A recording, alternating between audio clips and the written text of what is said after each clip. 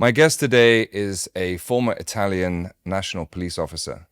He led Interpol's Counter-Terrorism Fusion Task Force for Asia Pacific. He's directed operations across the Middle East and Latin America. He has trained law enforcement through Interpol, the UNODC, and the IOM. He lectures in Singapore on intelligence and terrorism studies, and just last month he delivered training at Interpol's state-of-the-art Global Center for Innovation in Singapore on AI and criminal activities. He is the managing director of the Protective Intelligence Network and is currently writing a book, a spy novel involving a shady mass surveillance actor, where his character plays the role of an Interpol officer working together with an NYPD officer, and they are running a complicated investigation together. He joins me on a very wet and overcast day here in the center of Lyon. Angelo Bani, welcome. Thank you very much. Too many things, no? You said. There's a lot going on there. There is a lot going on. Well, because I'm very old, probably. This is the only certainty we have. Clearly a lot of energy. How does it feel to be back in Lyon? I love Lyon. I love France. I'm from the northern part of Italy, so since when I was 18, 17, 18, 19, I was traveling to France, and of course Lyon, Rhône-Alpes is one of the regions that is closer to us. I'm from Lombardia, so in 3, 4, 5 hours I'm here, in 7 hours I'm in Paris. And I really enjoy Lyon. Beside this, Lyon is a ville gourmande.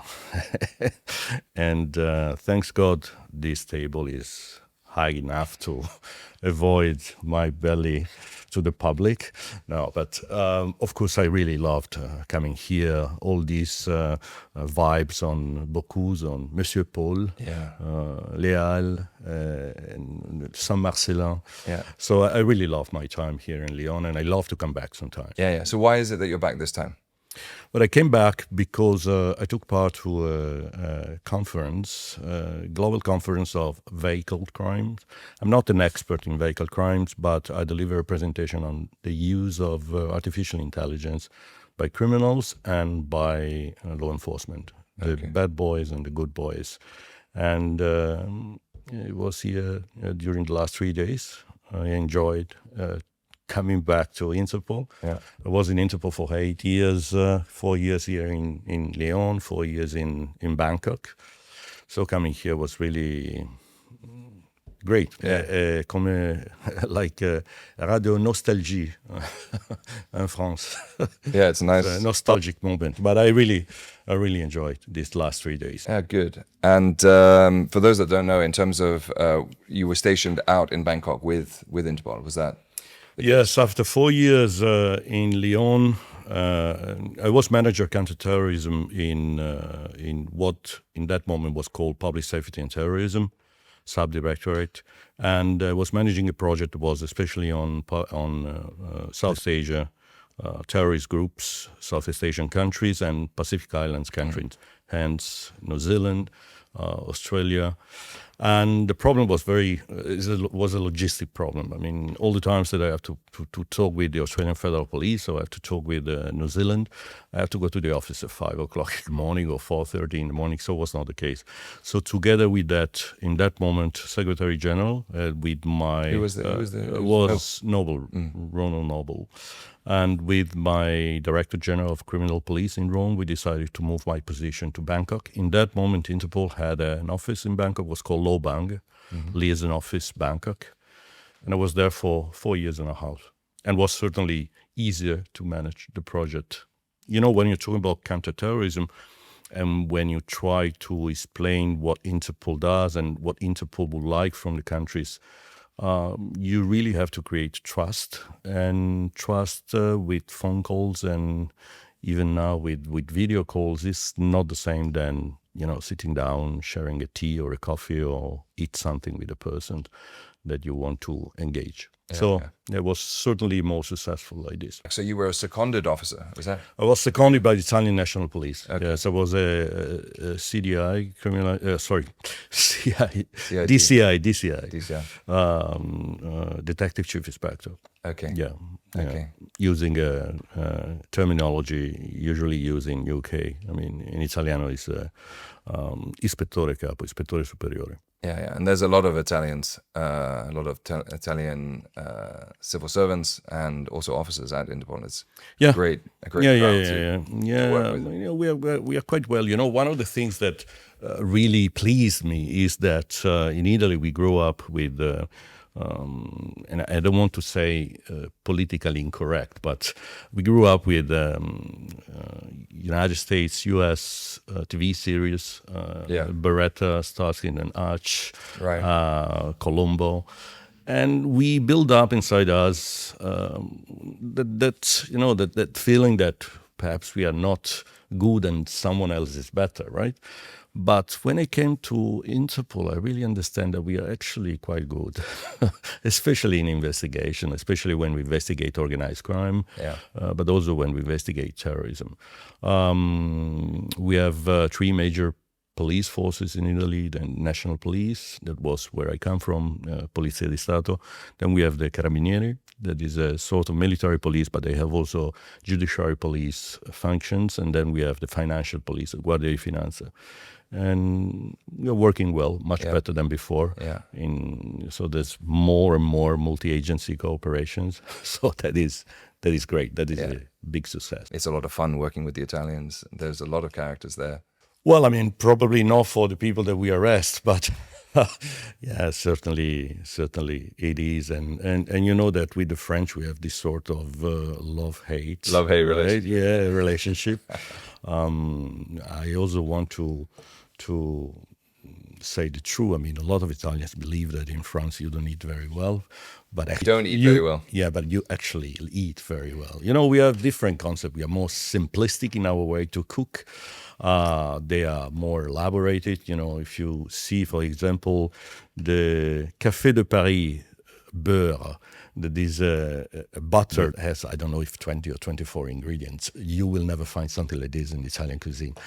But nevertheless, I mean, in both countries, we have fantastic place to visit, fantastic food. And the people, I would say, especially for me that I'm coming from the northern part of Italy, I find not many differences actually between Lombardia, Piemonte, and Rhône-Alpes, for example, Savoie. Well, actually, let's continue on that. So you're with the Italian National Police. Yep. And then at some point, a decision is made that you're going to be seconded to Interpol. Yeah. What did that mean for you as a young? Well, I mean, no, I was not so young, unfortunately. But, well, I mean, my story is quite, not unique, but it's quite peculiar. I was in what in French they call brigade criminelle. In Italian is squadra mobile. So it's practically a criminal investigation department. Okay. And I was doing narcotics, I was doing homicide, I was doing robberies and all these kind of things. And at a certain moment I was very tired. And so I decided to take a break, a real break. So I left the Italian police, I went to Spain, and I opened a wine bar. Really? Yes, Toscana wine bar. And it was very successful, but was on the coast, and therefore I was the Mambo King during summer, and I was crying during winter because nobody was there. And so after 4 years, I kindly requested the Department of Public Security to take me back. They were happy to do so. And so they sent me to Rome. I believe that was probably really important in order to have the possibility to go to Interpol. You know, right. Interpol is especially managed at the central level. And if you're coming from a province of Italy, well, you're not so visible, I would say. Right, yeah. So when I was in Rome, I was the deputy head of personnel at the Central Immigration Office. So we're talking about 300 people, 300 police officers, and around 60, 70 civilians, translators, and people that is helping foreigners to understand better the Italian laws, and I request to go to Interpol. Okay. I did the interview and here in Lyon. And do you remember what you thought at the time? Well, I mean, I was very excited, and Yeah, I was very excited. I mean, you know, all the organization, when you see the organization from outside, you build up some sort of you build up some sort of dreams, right, or some sort of you idealize. Yeah.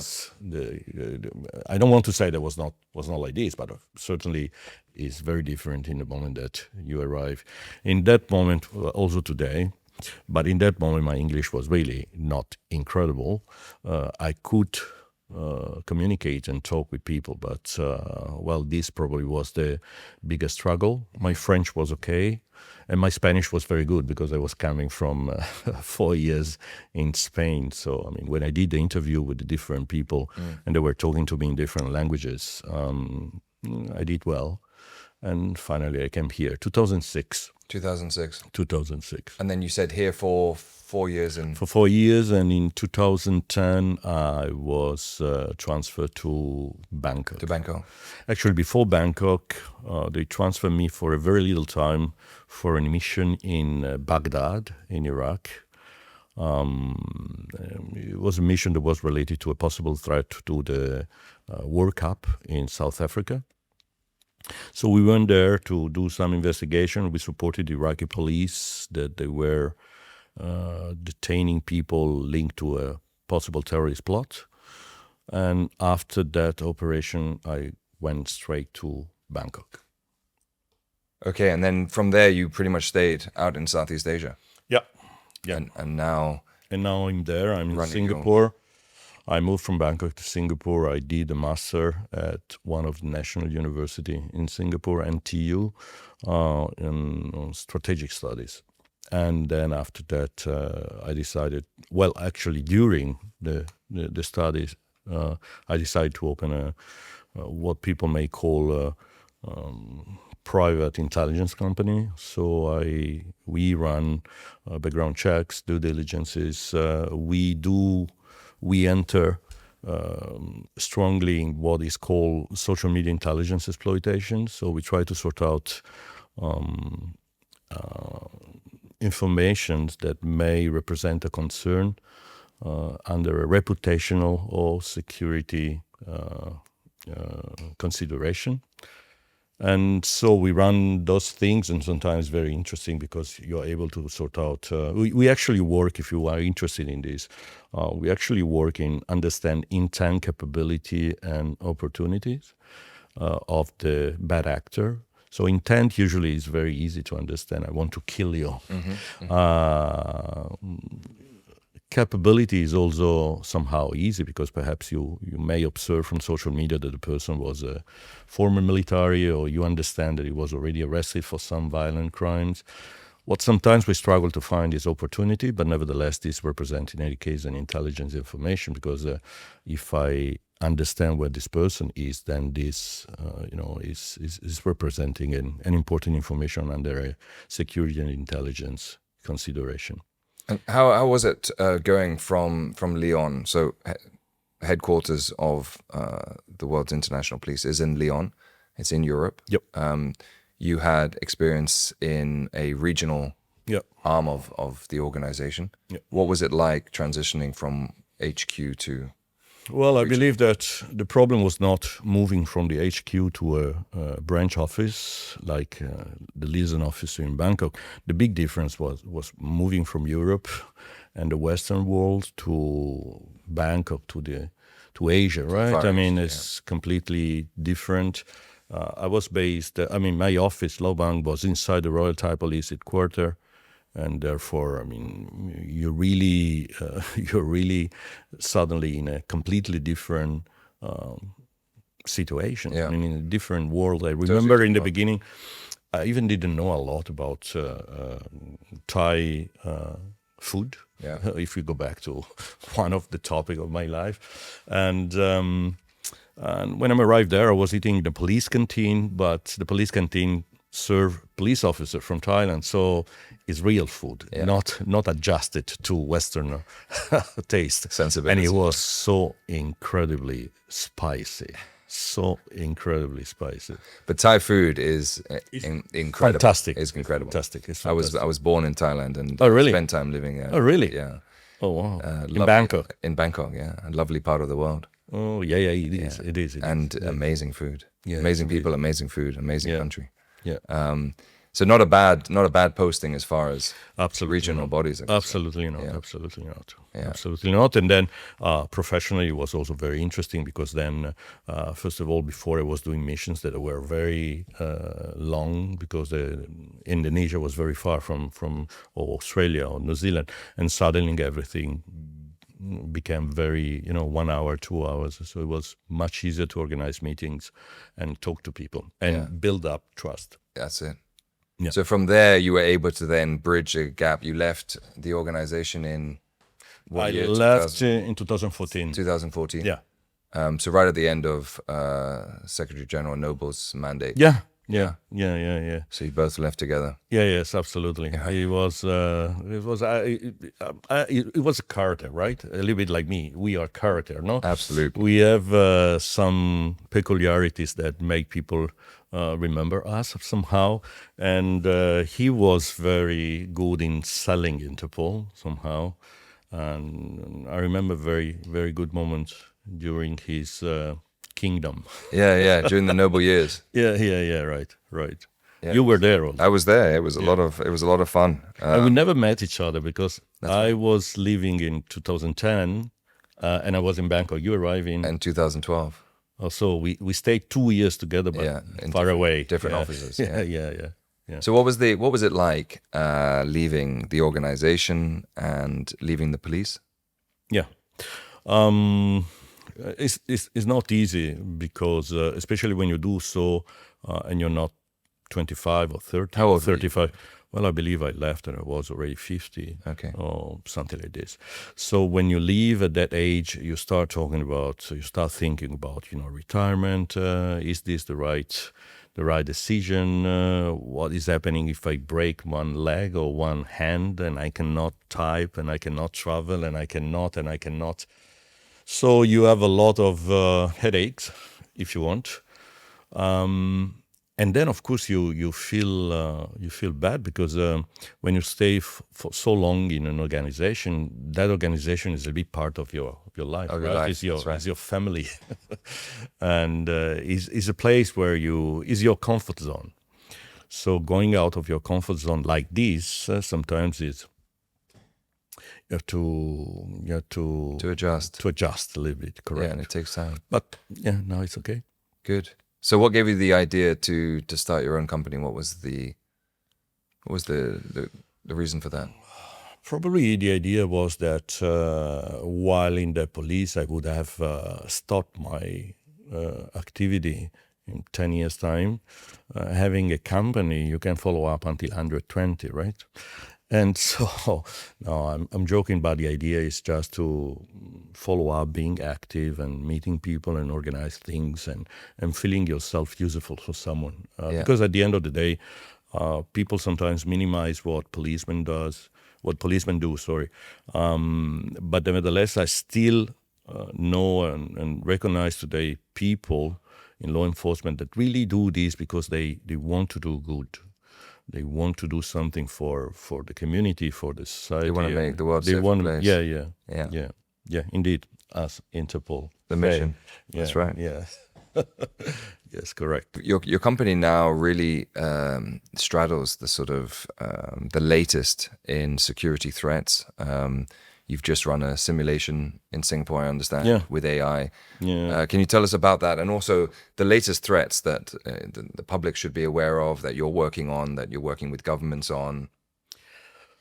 Well, I believe that let's take it from far. The world had several revolutions, let's call it like this. One was the books.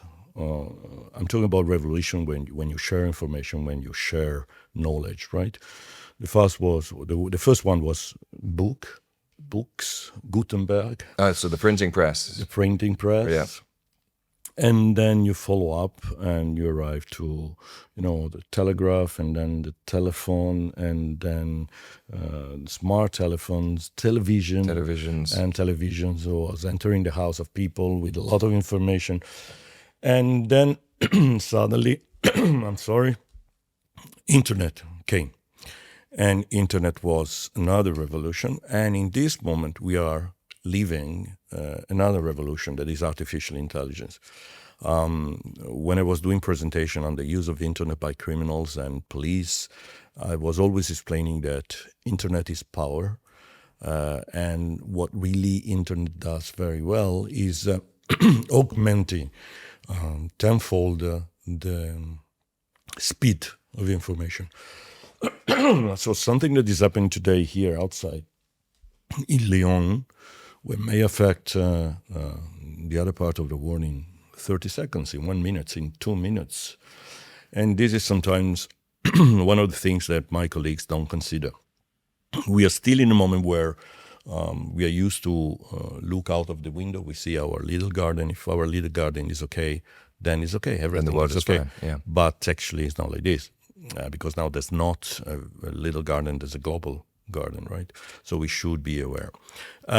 So this was internet, and now internet plus artificial intelligence is becoming really, it's incredible. Yeah. It's incredible for what AI can do and how AI can be used, exploited by criminals. And as usual, we are lagging. As usual. When you say we, we're talking about law enforcement. Law enforcement community. We just start now to use some capabilities that AI offer. You also have to understand something important that I also explain to my fellow colleagues. AI and countering bad AI need technology. Technology has a high price. So while probably capital cities, Rome, Paris, Madrid, so the central law enforcement offices may have this kind of capability in terms of money to buy technology that support their investigation on AI. Provinces usually, they don't have the same amount of finances in order to buy 1, 10, 100 licenses. Those platforms that support now countering AI are super expensive. 30, 40, 50, 60,000, one license, 1 year. So more and more I see that what we have to think is to a public-private conversation, public-private relationship, partnership that may support the police and law enforcement in doing some jobs using the right technology. So yeah, this is what I see. And how are countries reacting? Do you see some progressing much faster than the others? How is Singapore? The company is now based in Singapore, I understand. Yeah. Well, Singapore is of course very advanced, Yeah. and they are very. They pay a lot of attention on those new technologies. But don't forget, Singapore is a rich country. Singapore is a small country. And these, of course, play a role that in this case pay well for them. We cannot say the same for Italy, France, or India, or especially imagine federal countries, right? Where the vastity and of the land, of problems, of situations, of border checks, it's so immense that it takes some time. But look, I just presented here the use of AI in this vehicle crime conference, and I show live how to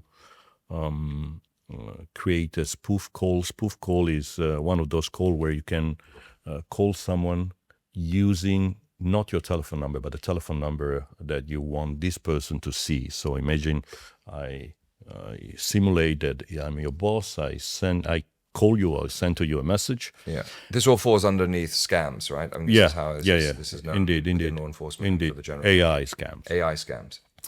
And so you see on your telephone the number of your boss. I did this live here, but beside these spoof calls, I also had a voice cloning activity. So if I someone online, I clone his voice, and then I create a message for his secretary saying, look, I'm taking an airplane now, but I talked with the mechanic of the Ferrari the Ferrari dealer, and he will send a mechanic to pick up the car because I can hear a noise that is not so good. So please give him the keys, and then we will talk after. Now I cannot talk because I'm taking an airplane. And the people was really, I mean, it's a funny example, right?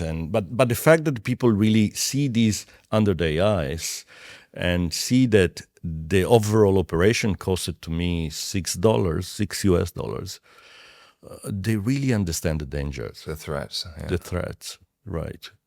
And I believe the more people should do these kind of things, not only with law enforcement, but also with the normal public, with the right? public, with the public, absolutely. yeah. No, it's a Because when you conversation. really see these, you understand the danger. Yeah. Yeah. And so, sorry, was this you could see the person, or was it just audio? Because now you can I you could can even see- receive a FaceTime Yeah, call, correct. and it's Correct. Yeah. totally you not. can do a deepfake, and deepfake can be an image, an audio, or a video. Yeah. So how is law enforcement responding to this? I mean, this must be Well, rife through. first of all, one of the problems of law enforcement since ages is Compartmentalized. compartmentalization. Yeah, With Compartmentalization. Yeah. yeah, it's quite a long word, huh? Compartmentalization. So does mean that no, I'm doing counter-terrorism, so I don't do this kind of things. Right. No, I'm doing I don't know, pedophiles, or I'm doing human trafficking, or I'm doing robberies. Yeah. So I don't know. This is the section over there that do this kind of things. This is the technical support that is doing this kind of things, and this is not helping. Because I believe that a general basic knowledge on this kind of capabilities in the hands of bad guys should be known by everyone that is a law enforcer. But in general, I mean, once again, I mean, the Marines has a very nice way to describe this situation, proactivity, reactivity. They use the word left of the bang. So the bang is where the event happened. Okay. And you should always put yourself left of the bang in a timeline, right? But a lot of time police is positioning himself on the right. So when something happened, there's a reaction, right? But the real game changer is prevention, of course. And especially when you're talking about these crimes that are, crimes using technology, it takes some time to put it out. So we should understand more and more of who is behind certain things. We also see something very important that may change. I don't know if you know the principle of counterinsurgency. Counterinsurgency principle are gaining the heart and the mind of people, right? In the moment that you gain heart and minds, then it's easier to counter an insurgency in a population because they come from your side of the story. They Or like you think they come from your side of the story, because that's where ground starts. to yeah, get but very for mud- this example, let's say that they are coming from. It's clear. Okay, Yeah. so yes, we should do something like this, right? We should understand who is trying to gain heart and minds of people. We have something that is called online influence operations. Those online influence operations, they are operations that sometimes they're very dangerous because we may, we may destroy an election. We may destroy a country because we push in the mind of people that A is good and B is bad, or vice versa. And people doesn't double check usually, right? They see something and they read it and they start believing, and then they searching something about it. You have this kind of echo chamber situation where you keep receiving something that is confirming your bias, and this is dangerous. Of course, this is dangerous. All the people with mustache are terrible. For example, right. all the people with glasses are, you cannot trust them. Yeah. So and then the problems start. And sometimes we see behind this situation real geopolitical influence operations. So we are not talking about criminals in this case. We are talking about state actors. We saw also criminal, for example, narco traffic in Mexico and the cartels. They use, for example, YouTube videos. And it's interesting to see those YouTube videos because they show that they are very friends of their friends, and they're very bad with people that is not from their side of the story, that is narco traffic. So you see video where they beat people, where they, do bad things to them, and they are published on YouTube. And at the same time, instead, you see that they are embracing, shaking hands, and giving gifts to people that is supporting their activity. And so once again, influence operations. Yeah. And the involvement of social media and involvement of social media, yes. Yeah. And the speed of information, therefore. Right. And so the Protective Intelligence Network, I'm correct in saying that is not geographically specific. Like you're operating globally. Yeah. You're assessing the threats in different geographical regions. Yes. Are there geographical regions that are more vulnerable than others? Well, I believe that, of course, all those geography where, for example, internet literacy is very low,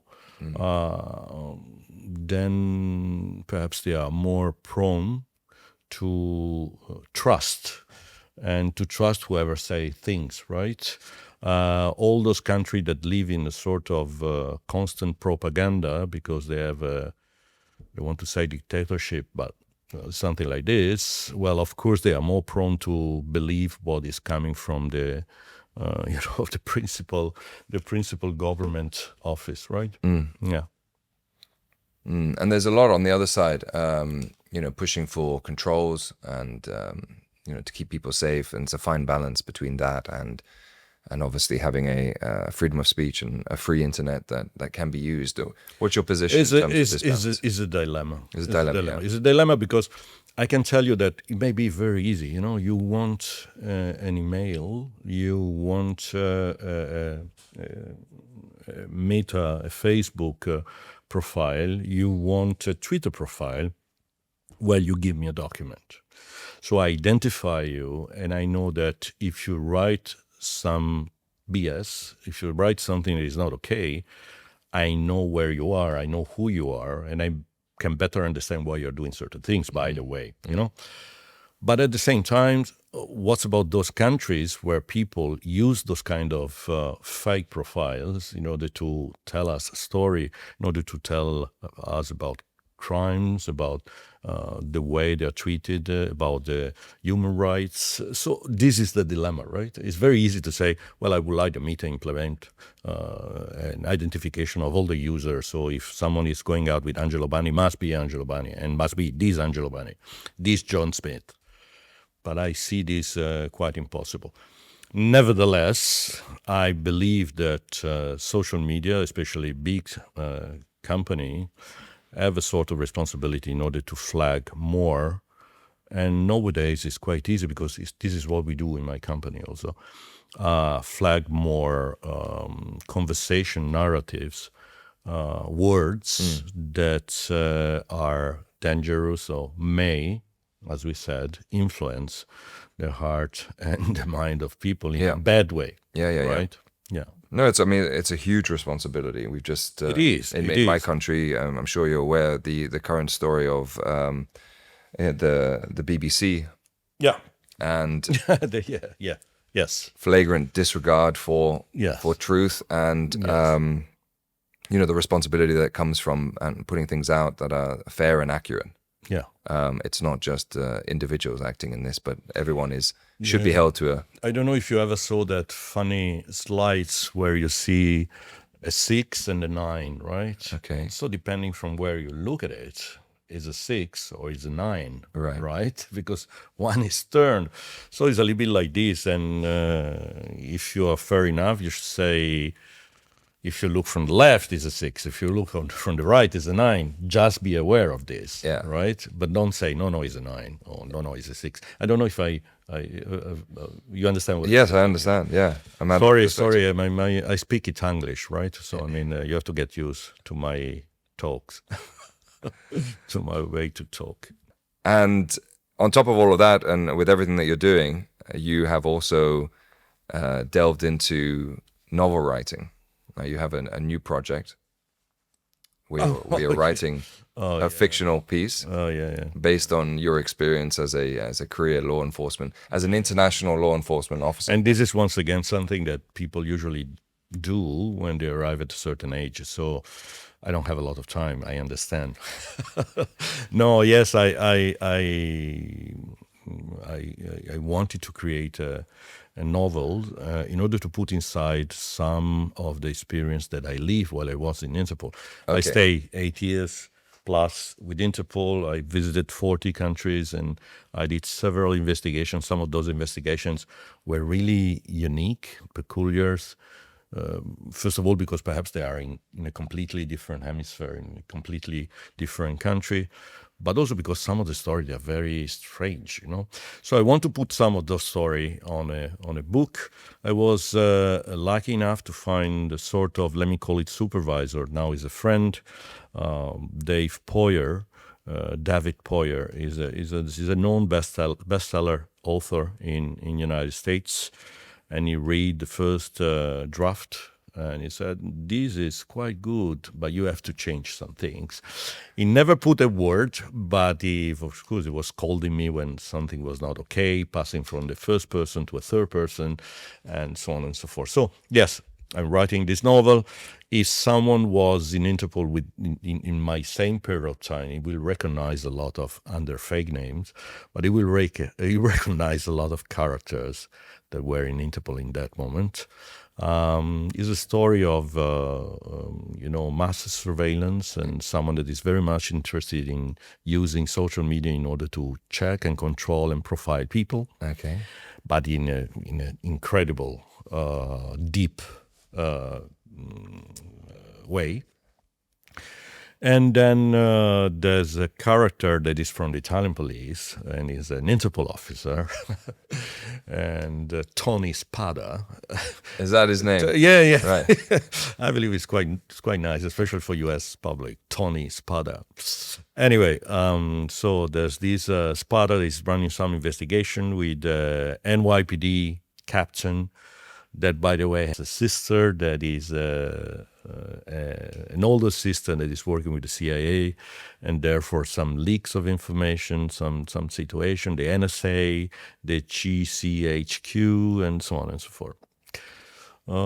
Let's see how it's doing. But in any case, I mean, it will be always something very nice to give to people in Christmas. Yeah, lovely, lovely. And you deliberately paired it with a NYPD officer. Yeah, because I had NYPD officers in my office when I was here in Singapore. Here in Lyon. So we remain in contact and friends. So we were discussing a lot of things about the different kind of policing activities. And so this is why I put him. But trust me, there's a lot of people, not only him. Right. Not only him. Based on your experience, I mean, one of the great things about the organization is your ability to travel and to learn about other law enforcement jurisdictions, Absolutely. officers, recounting your own stories.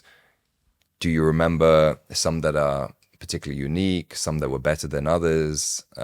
It doesn't always go to cultural fits, but can you recount any of those stories?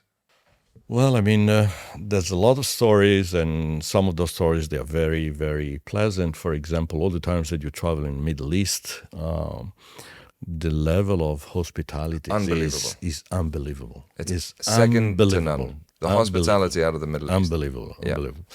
And that is quite nice and nice to remember. Latin America, same things. And Latin America is very close to me because I'm Italian, so same religion, same way to think, same. Right. And then because of my experience in Spain, I speak Spanish perfectly, I would say, and it's very similar to Italian. So I mean, those are the memories. And then Asia still is something. Far East is still something diverse. But it's super nice. You really understand how nice is the world. And at the same time, you also understand how much, when we are talking about crimes, the things are replicated, the exactly same things are replicated in different countries, right? I was astonished to see, for example, some of the tools that are used in order to steal luxury cars. And they're exactly the same in Japan, in Sweden, in Italy. So they use these kind of things most of the time, buying these kind of things on Amazon. And they adjust this, and they are able then to steal, $200,000 or euros luxury car. Yeah.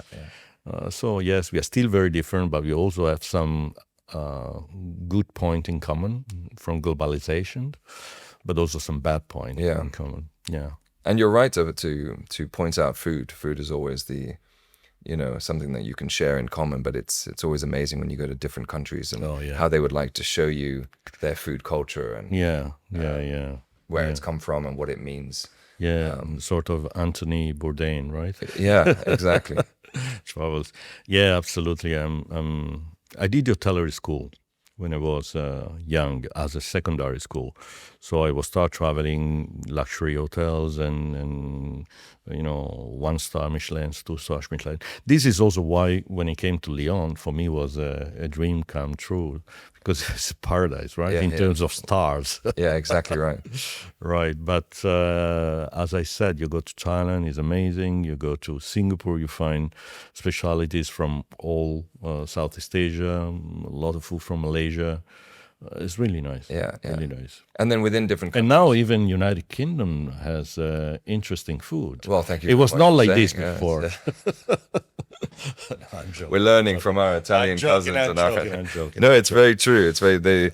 Obviously, the General Assembly was in my home country, Scotland, last year, and I don't think that people were necessarily writing home about the food, but the tartan and the bagpipes and the weather was probably more, not the weather, of course, but so not anymore white bread and spam. Right. That's so bad. Sorry. Cut. No. We'll let you have it. But also different sizes. Interpol officers. Interpol operates in 196 and counting member countries, and it has different size offices in each of those countries in terms of the international. The national bureaus. I was told a very funny story of Interpol. That one time they were organizing a sort of party for all the police, like, let me call it the day of police officers, right? Or the day of Interpol. I don't remember anymore. I was not here.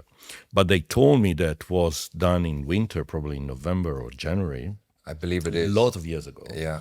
And so they were inviting strongly all the people that was, we have 70, 80, they have, 70, 80 nationalities, 90 nationalities. And they were inviting people to come with their uniform. And they were, as I said, it was wintertime in Lyon, and they were the African police forces. That, of course, the only uniform they have is created for an African weather. Right. So the people was freezing with this very thin cotton line was very funny, this story. But once again, it makes you understand about different things. Yeah, but would you say, are you still involved with regards to those threats? I know that you have an alert system built into the PIN, the protected. Yeah. How does that work counter to or in conjunction with Interpol alerts or anything like that? How is that integrated? It was never my intention to compete with Interpol. Yeah. No, mine is a very tiny company. We are very few people. What they call boutique. Right. We are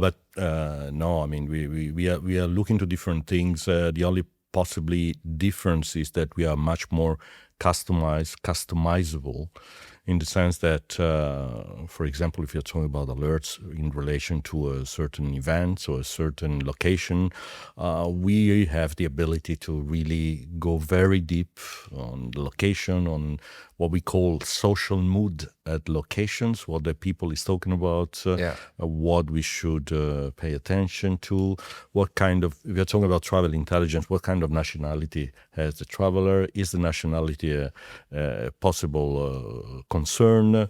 Not all love Italians, for example. No, I'm joking. But in general, nationality is something that should be considered. The event, what is the title of the event? What the people, who will be the people that the traveler will meet? Because we have something that is called inherited threat. Inherited threat. Inherited threat. So imagine I kill 500 terrorists and I'm having a coffee with you in principal square of Lyon. Of course, in that moment, my threat, the threat that I have on my head is going also on your head.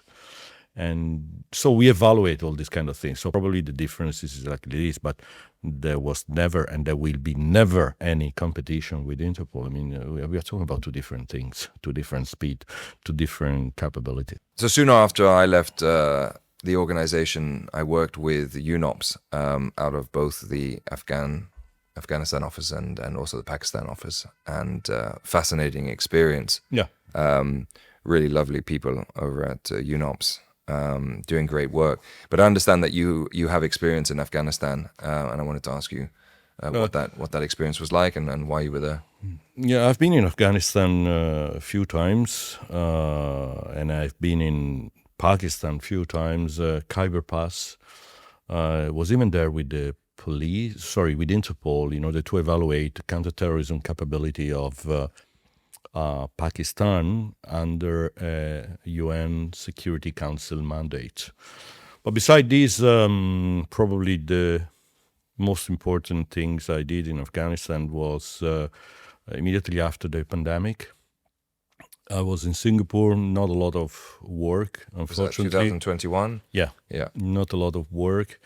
And I received a phone call from a friend from the New Zealand intelligence services, former intelligence services, and he said, look, we have a problem with a judge, a female judge in Afghanistan, in Kabul, and we would like to extract her from Afghanistan, but it's quite complicated. Can you help us?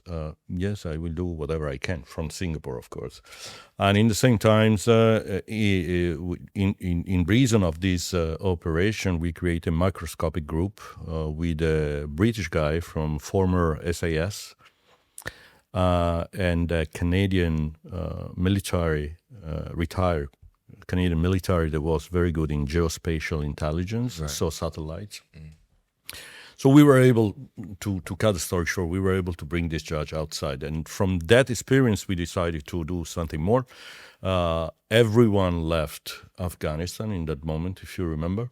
I remember very well. Yeah. Crazy scenes. Yeah, it was a disaster. And so we decided to try to help somehow. We were able in 10 months, thanks to an NGO that was in the field, and with the guy from SAS that was also in the field, and me in Singapore, and then the guy from New Zealand was somehow coordinating, and the guy from Canada that was traveling in Southeast Asia to help. We were able to evacuate 1,029 girls in a period of 10 months. We were using open source intelligence, social media intelligence from my side, so we were able to identify telephone numbers. We were able to understand where the Taliban's were. We were using, thanks to Maxar, satellite images, and we were able to see where the checkpoints of because when they came back, they built up a lot of checkpoints inside and outside Kabul.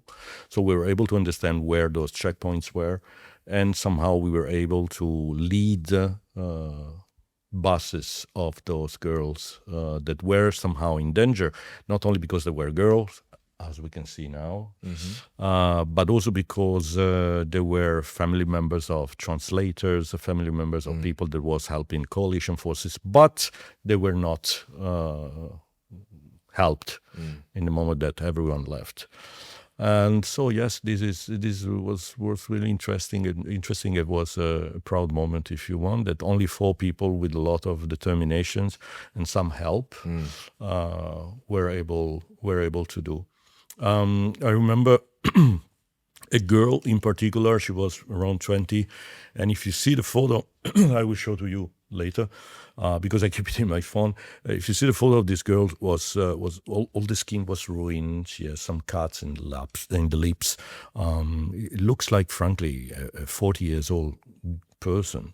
The skin all ruined, and then thanks to Canada, she obtained.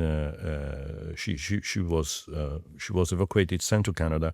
The Canadian gave to her the possibility to study IT, and she sent us a photo 6 months after this evacuation, and she was another person.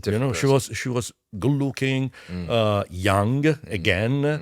Yes, perhaps a little bit westernized because she has a Nike. And a very, very little,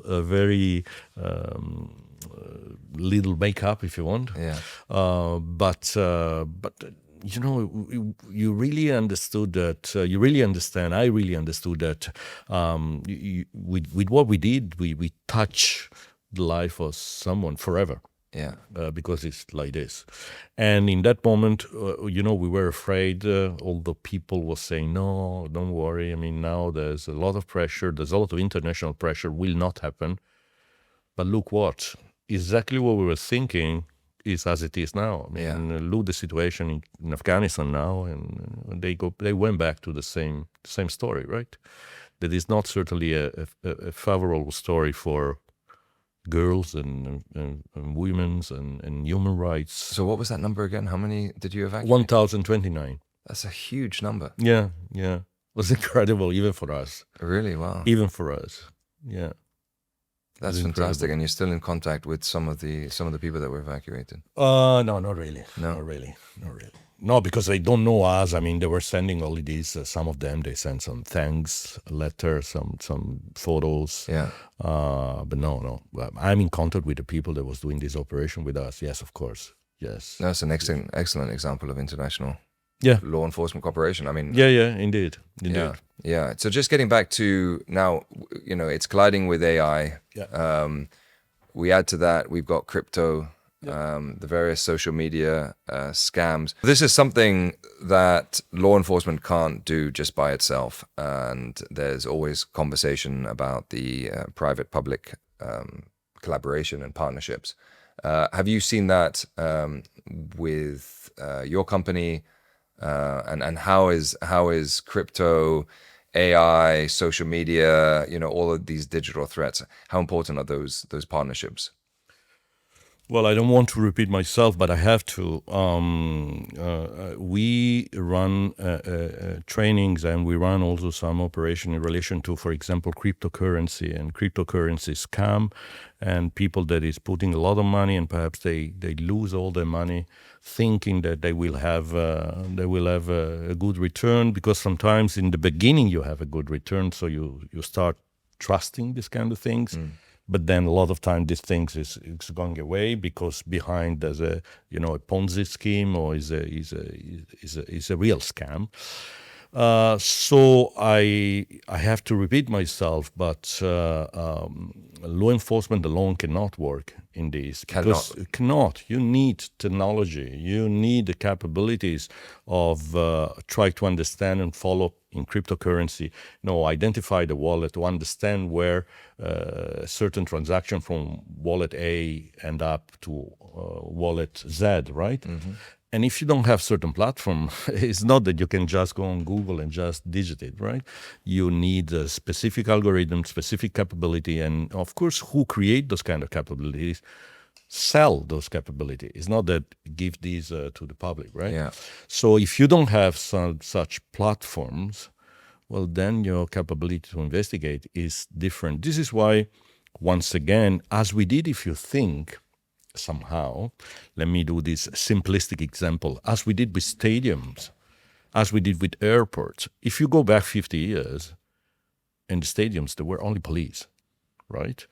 And then we understood that, well, perhaps the police should do something else, or should receive some support in ticketing checks and the people that is entering certain venues, and the same in the airports, right? Before, all the line of control were policemen. Now all the line of control is civilian people, right? Yeah. With some police. So probably we need some recipe that is very similar. So I mean, you need support from technology, so from technological companies. You need platforms, and once again, if you are not able to obtain a good fee from those companies, then once again you limit your possibilities. So once again, London probably has it, Roma has it, Paris has it, but what's about I don't know, Aberdeen? What's about Livorno? Or what's about Valence? They don't, right? And you cannot even think that the central service can manage all the requests from the entire countries.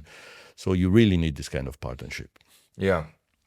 And then you've got, various people turn up, they spend 2 years, 3 years, 4 years, 10 years, 20 years working with the organization, working with Interpol and others, and then they leave. And there's this huge pool of expertise and resource. And, one of the things that we've been involved with together is the formation of this international association of former officials. Right. That have worked. Brilliant idea. With Interpol. And tell us how you feel about that idea. How's it going? Give me your perspective on. Well, first of all, it's a brilliant idea, and it's something that made me happy because somehow it's like to say, well, I leave, but I don't leave completely. So I'm still have some sort of attachment with an organization that in my life was very important. Beside this, I believe that with life, with experience, we keep growing, right? So why don't give back some of this understanding, experience, knowledge? And I believe that as it happens for university, for example, the alumni of Harvard, the alumni of Stanford, the alumni of Sorbonne, or Lyon 3. Yeah, well, even companies now. Or even companies, So I believe it's very good to keep a sort of attachment and in the same time give something back. And the idea that you and other people had is really brilliant, and I really hope that will be embraced by more and more people. But so far, from what I see, a lot of police officer, former police officer, former Interpol officials, and people that now is either retired or is still in the police force, but not anymore in Interpol or in the private sector. They embrace this idea, right? And it seems that, for what I see, it seems that also Interpol is not against, because, for example, me and Mick O'Connell, that was a director in Interpol for many years, we just came out from, as you said in the beginning, I believe, we just came out from delivering a high-level training to executive leadership from police coming from four continents in Singapore. Right. So we were called to deliver this pro bono, by the way. I believe it's important to say, because the people are, yes, of course, you have a business, they call you and they pay you, and so you go. No, it's not like this. So they call you and that's it. And you go, in any case, because you like the idea to be of help. Yeah. And so this is why I believe that perhaps they're not against these kind of things, because they may take advantages from people that they know, first of all, and that can really provide some interesting perspective. Yeah, so a sort of train the trainer, but also leaders training. This is what we did. This is what we did. Yeah, were they receptive? Were the participants? I believe there were 24 participants within this sort of expert training. Right. Were they receptive to your level, your newfound skills, your expertise? Yeah, I believe, yes. I believe they were very happy. We were discussing once again about artificial intelligence, because being an executive leadership training, you have in any case to talk about new things and a new way to approach certain crimes. And then we did, as you said, the simulation. The simulation is very realistic because we use, satellite images. We use wiretapping recording simulated. Yeah. So the people has to listen telephone calls, and they have to understand what the people is saying. They have to do connections. They have to build up link charts. They have to identify people and read intelligence reports. So they really like it because it's very effective. It's quite complex, but well, I mean, they like it. Yeah, and I think it's worth noting that at this current time of a digital world, social media, the emergence of AI, community and human communities are more important now than ever. And I think within those communities, when you have the exchange of information, the exchange of experience, just because you've left, your contract is finished, doesn't mean that's the end of your career in terms of absolutely wanting to serve the mission of making the world a safer place. And you've got a lot to give. You've still got a lot, not just yourself, but anyone who's leaving from being an intern or being a young graduate or being in the organization for 2 years or being in it for 25, 30. And there are some that are certainly career law enforcement and career Interpol people. But the reaction to the group that was started a year ago has been unbelievable in terms of its positivity, right from the very top to the very bottom. Young graduates looking for career advice on what to do next. I know that they've reached out to you and they've reached out to Mick and to others. So it is a networking community. It's a chance to give back. It's a chance to see each other. It's a chance to exchange. We would like to enhance this kind of association we are discussing now at the level of directors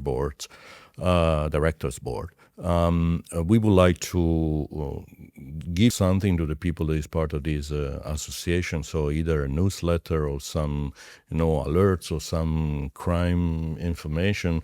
So in order to make the participation to this association more alive, right, and to give some not benefit, but really knowledge, if you want, and give to the association more sense, and make the people more part of the association, right? Something that is active and alive. Yeah, that's it. Not just something on LinkedIn. No, for sure. So we are talking about this in this moment. I believe is a good thing. So I really don't know why it was not done before. It's curious. So it's very curious. I mean, right? I know that several conversations were done in Interpol at a very high level, and people seems very favorable on this idea. Because once again, why you have Stanford Alumni Association and why you should not have Interpol? Well, the FBI, Europol, CIA, the Italian National Police Association, l'Associazione Nazionale della Polizia di Stato, for example. Yeah, I hear they have wonderful events with incredible food at this. Most probably, yes. All is touring around that. No, I'm joking. Yes. No. And so, what's next, Angelo? You're heading back to Singapore. I go back to Singapore. I have some events coming up in the beginning of the year.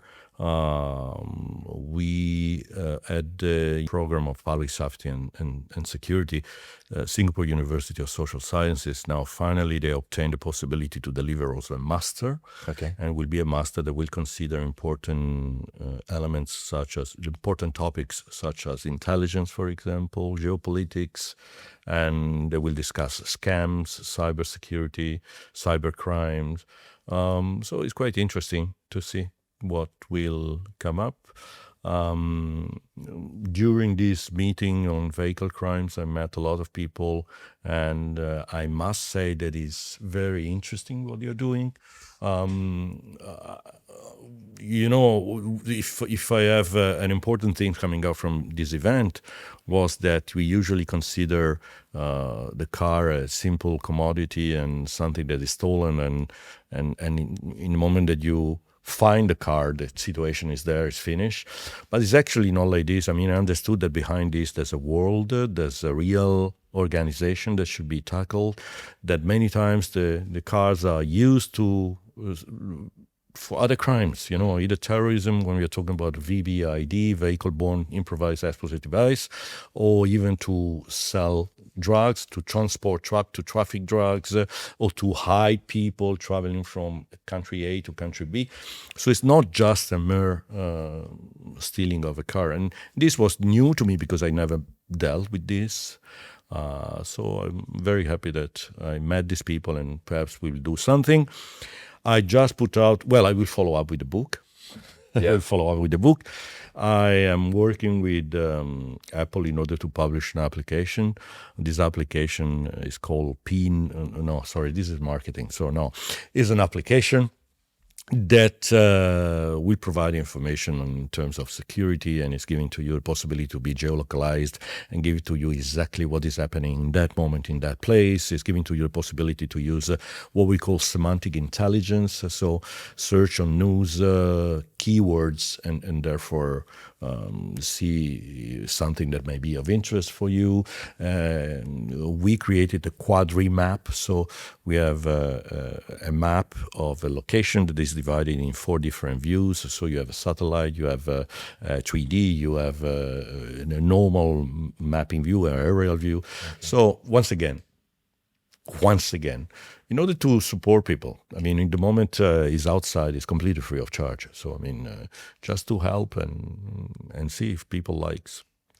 I am part of that very long list of policemen that had a very little salary, but they compensate this with people that were saying to them, "Thank you very much. Your job was really important for us." Either was coming from the public or was coming from your superior. And that, I believe, is very important for a lot of people like me. And this is why probably IAN, so the Alumni Association, and this is why the pro bono activities, absolutely, and this is why the app, and so on and so forth. Well, thank you very much. Thank you for your service. Thank you very much. Thank you very much. It's the first time that I do a podcast. I mean, it's your first feeling podcast. A little bit, yeah. I hope that people likes. If you didn't understand some of the words in English, just send me an email. Thank you very much, Angelo, and I wish you all the best. Grazie mille. Ciao. Grazie.